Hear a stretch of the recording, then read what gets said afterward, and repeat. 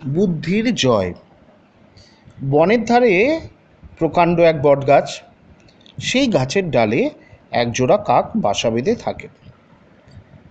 আর সেই গাছের তলায় গর্তের মধ্যে থাকে একজোড়া শিয়াল।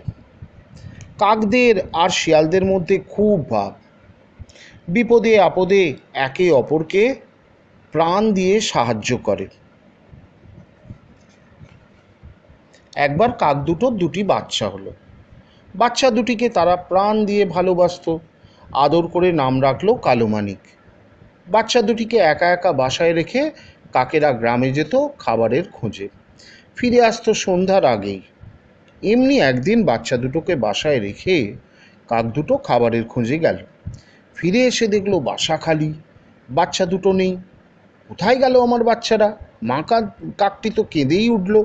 তারা তো উঠতেও শেখেনি আজও। খুঁজতে খুঁজতে তারা দেখলো তাদের বাসার কাছেই গাছের ডালে রয়েছে একটা বড় গর্ত।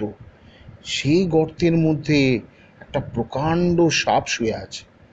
সাপের গর্তে কালো মানিকদের নরম পালকগুলো পড়ে আছে। তখন বুঝতে বাকি রইল না যে এই সাপটি কচি বাচ্চা দুটোকে খেয়ে ফেলেছে। কাঁদতে কাঁদতে কাক আর কাকি গেল তাদের শিয়াল বন্ধুর কাছে। শিয়াল বন্ধু ঘরে আছো?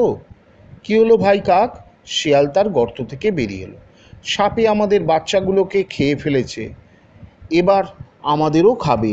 কেননা শাস্ত্রে আছে, যার নদীর তীরে ঘর আর সাপের সঙ্গে এক ঘরে বাস, তার মৃত্যু অবধারিত। সাপের সঙ্গে তো গায়ের জোরে পারবো না আমরা। সব কথা শুনে শিয়াল বলল, বন্ধু কাক, কেন মিথ্যে ভয় পাচ্ছ? বুদ্ধি থাকলে সাপকে মারতে কতক্ষণ? পরদিন সকালবেলা শিয়াল কাকদের একটা উপায় বলে দিল। পরামর্শ মতো কাকেরা উড়ে গেল রাজবাড়ির দিকে। রাজবাড়ির এক পাঁচিলের ওপর তারা অনেকক্ষণ ধরে বসে রইল। রাজবাড়িতে রয়েছে মস্ত এক দিঘি। সেই দিঘির বাঁধানো ঘাটে রাজকন্যা এলো স্নান করতে। স্নানের আগে রাজকন্যা তার গলার হার ছড়া আর মতির মালা খুলে রাখলো বাঁধানো ঘাটে। কাক দুটো অবসর বুঝে সেই সুযোগে ছো মেরে হার আর মতির মালা নিয়ে উড়ে গেল। রাজবাড়ির দাস দাসীরা চিৎকার করে উঠল, নিয়ে গেল, নিয়ে গেল। চিৎকার শুনে রাজবাড়ির পাহারাদাররা ছুটে এলো। তারা দেখলো দুটো কাক রাজকন্যার গলার হার আর মতির মালা নিয়ে উড়ে যাচ্ছে। পাহারাদাররা ছুটলো কাকের পিছন পিছনে। উড়ে উড়ে কাক দুটো এলো তাদের বটগাছটাতে। পিছনে হৈ হৈ করতে করতে পাহারাদারও ছুটলো।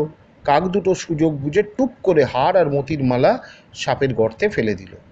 পাহারাদাররা তখন সেই বটগাছে চড়ে সেই গর্তটার কাছে যেই না গেল, অমনি সাপটা ফোঁস করে উঠল। সাহসী পাহারাদাররা তলোয়ারের এক কোপে সাপটাকে দুখানা করে কেটে ফেলল।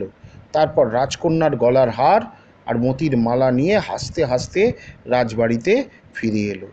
এদিকে সাপকে জব্দ হতে দেখে কাক দুটো শিয়াল বন্ধুর কাছে গিয়ে বলল, ভাগ্যিস তোমার মতো বুদ্ধিমান বন্ধু আমাদের ছিল।